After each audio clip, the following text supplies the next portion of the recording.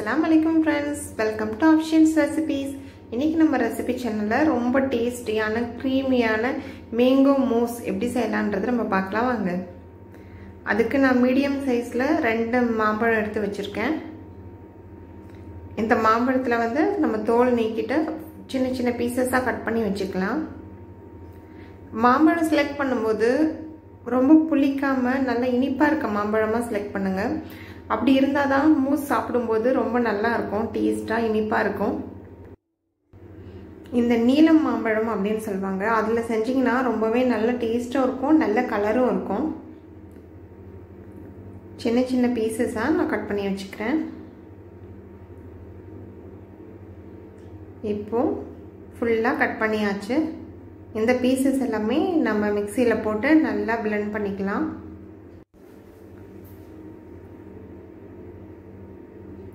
Already மாம்பழம் இது நல்ல இனிப்பா தான் இருக்கு, அதனால நான் 3 ஸ்பூன் மட்டும் சர்க்கரை சேர்த்துக்க போறேன். இது கூட 3 ஸ்பூன் அளவு சர்க்கரை சேர்த்துக்கலாம். சேர்த்துட்டு இது நல்லா நைஸ் பேஸ்டா அரைச்சு வச்சுக்கோங்க. இப்போ இதை ஃபைனா நல்லா அரைச்சாச்சு. இதை வேற பாத்திரத்துக்கு ட்ரான்ஸ்ஃபர் பண்ணிக்கோங்க.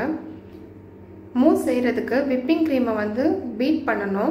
அது பீட் பண்றதுக்காக பவுலை நல்லா சில் பண்ணிக்கணும். பீட் பண்றதுக்கு முன்னாடி 1 hour ஃப்ரிட்ஜில் கண்டிப்பா பவுலையும் அந்த பீட்டருடைய பிளேடையுமே வச்சு நம்ம நல்லா சில் பண்ணிக்கணும். நான் வந்து பிளேடு ஃப்ரீசருக்குள்ள வச்சுட்டேன். ஃப்ரிட்ஜில் வச்சா கூட போதும். அது நல்லா சில்லுன்னு இருந்தால் தான் ஸ்டிஃப் பீக்ஸ் நல்லா வரும். அதில் எல்லா சூப்பர் மார்க்கெட்லேயுமே விப்பிங் க்ரீம் வந்து சேல் பண்ணுறாங்க. இந்த க்ரீம் எடுத்துக்கோங்க, ப்ளஸ் வனிலா எசன்ஸ். அடுத்தது சுகரை வந்து நல்லா நைஸாக கிரைண்ட் பண்ணி இதை சலிச்சு வச்சுருக்கேன். கண்டிப்பாக சலிச்ச சர்க்கரை தான் நம்ம இது கூட சேர்க்கணும். அது எதுக்குன்னு நான் அப்புறமா உங்களுக்கு சொல்கிறேன். இந்த சின்ன கப்பில் 1 கப் ஃபுல்லாக நான் வந்து விப்பிங் க்ரீம் எடுத்துக்கிறேன். விப்பிங் க்ரீமுமே ஃப்ரிட்ஜில் வச்சு தான் யூஸ் பண்ணணும். விப்பிங் க்ரீம் ப்ளஸ் நம்ம பீட் பண்ண போகிற பவுல், அப்புறம் அந்த பிளேட்ஸ் எல்லாமே நல்லா சில்லுன்னு இருக்கணும். இப்போ நம்ம பீட் பண்ண ஸ்டார்ட் பண்ணிடலாம். உங்கள்கிட்ட பீட்டர் இல்லைன்னா, எலக்ட்ரிக் பீட்டர் இல்லைன்னா ஹேண்ட் விஸ்க் வச்சு கூட நம்ம பீட் பண்ணலாம். பட் அதில் ரொம்ப டைம் பிடிக்கும். ஃபஸ்ட்டு நம்ம பீட் பண்ண ஸ்டார்ட் பண்ண உடனே ரொம்ப ஸ்பீடில் வச்சு பீட் பண்ண தேவையில்லை. நம்பர் 1ல் வச்சு 2 மினிட்க்கு நம்ம பீட் பண்ணிக்கலாம்.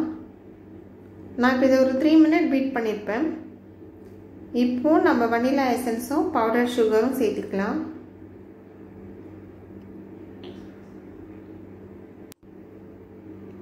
எதுக்காக சுகர் சலிச்சு யூஸ் பண்ணுறோன்னா, இது வந்து நல்ல க்ரீம் ஃப்ளஃபியாக ரொம்ப சாஃப்டாக க்ரீமியாக இருக்கும். நீங்கள் வந்து சலிக்காமல் யூஸ் பண்ணிங்கன்னா கடைசியாக உங்களுக்கு அந்த ஸ்டிஃப் பீக்ஸ் கிடைக்காது. அதனுடைய ஷேப் வந்து அது வந்து மெயின்டைன் ஆகாது. அதுக்காக தான் சலிச்சு யூஸ் பண்ணுறது. ஆல்மோஸ்ட் நம்ம க்ரீம் ரெடி ஆகிடுச்சு. உங்களுக்கு பார்த்தாலே தெரியும், நல்லா அழகாக க்ரீமியாக சூப்பராக ரெடி ஆகிட்டுருக்கு.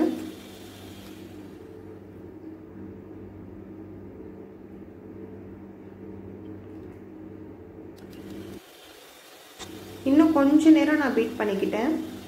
பீட் பண்ணதுக்கப்புறமா நம்ம எதிர்பார்த்த ஸ்டிஃப் பீக்ஸ் ஸ்டேஜ் வந்துடுச்சு. இப்போ நம்ம அதை ஆஃப் பண்ணிட்டு எடுத்து பார்க்கலாம். இந்த ஸ்டிஃப் பீக்ஸை தான் நான் சொன்னேன். இந்த மாதிரி இருந்ததுன்னா அழகாக டிசைன் பண்ண நல்லாயிருக்கும். இப்போ நம்ம க்ரீம் ரெடி ஆகிடுச்சு. கொஞ்சம் நான் டெக்கரேட் பண்ணுறதுக்காக தனியாக கொஞ்சம் எடுத்து வச்சுக்கிட்டேன்.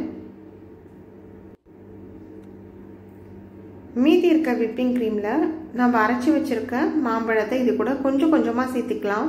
ஒரேடியாக போட்டு கலக்காமல் ஒரு 4-5 பேட்சஸாக கலந்துக்கோங்க. ரொம்ப சாஃப்டாக ஸ்மூத்தாக இது வந்து கலந்து விடுங்க. நான் 4 டைமாக பிரித்து இந்த மாம்பழத்தை விப்பிங் க்ரீம் கூட ஆட் பண்ணிக்கிட்டேன். நான் ஃபஸ்ட்டே சொன்ன மாதிரி நல்ல கலர்ஃபுல்லாக அந்த ஆரஞ்சாக இருக்கும் இல்லையா, அந்த மாதிரி மாம்பழமாக நம்ம யூஸ் பண்ணோன்னா நம்ம விப்பிங் க்ரீமுக்கும் நல்ல கலர் கிடைக்கும். இப்போ நான் ஃபுல்லாக மிக்ஸ் பண்ணிட்டேன். அவ்வளோதான், சூப்பராக நம்ம மூஸ் ரெடி ஆகிடுச்சு. இப்போ நம்ம வந்து சர்விங் பவுல்லையோ இல்லை கிளாஸ்லேயோ நீங்கள் எதில் வந்து சர்வ் பண்ணணும்னு நினைக்கிறீங்களோ அதில் நம்ம ட்ரான்ஸ்ஃபர் பண்ணிக்கலாம். இது சாப்பிட்றதுக்கு அவ்வளோ டேஸ்ட்டாக இருக்கும். சின்ன பசங்கன்னு இல்லாமல் எல்லாருக்குமே ரொம்ப பிடிக்கும். க்ரீம் தனியாக சாப்பிடும்போதே ரொம்ப டேஸ்ட்டாக இருக்கும். அதனால ஸ்வீட்டாக இருக்க மாம்பழத்தோடு சேர்த்து சாப்பிடும்போது இன்னுமே ரொம்ப டேஸ்ட்டாக இருக்கும். நான் ஒரு பைப்பிங் பேக் எடுத்துக்கிட்டேன். அதில் ஃபஸ்ட்டு வெறும் மேங்கோ சேர்க்காமல் இருந்த க்ரீமை நான் வந்து போட்டுக்கிறேன். அதில் நமக்கு பிடிச்ச மாதிரி அழகாக டிசைன் பண்ணிக்கலாம். மேலே உங்கள்கிட்ட பைப்பிங் பேக் இருந்ததுன்னா நீங்கள் டிசைன் பண்ணிக்கலாம், இல்லைனாலும் ப்ராப்ளம் இல்லை. அழகாக டிசைன் பண்ணியாச்சு.